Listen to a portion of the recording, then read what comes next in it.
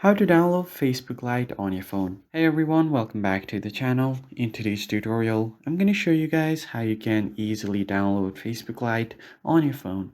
But before we get started, don't forget to leave a like down below and subscribe to the channel. Now let us jump right into the video. The first thing you're going to have to do is open up your Google Play Store and then simply search for Facebook Lite. So head over to the search bar and then search for Facebook Lite. Hit enter. So in order to download Facebook Lite, you are going to have to search for it first like this.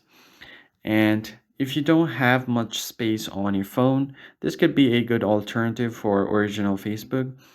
It's true that it has some limited features that you get on the original Facebook, but it still gets the job done. So if you want to get a lighter version of Facebook, this is a really good option. You could use your original account on Facebook Lite. So just hit the install button right here, and it's just 2 point something MB.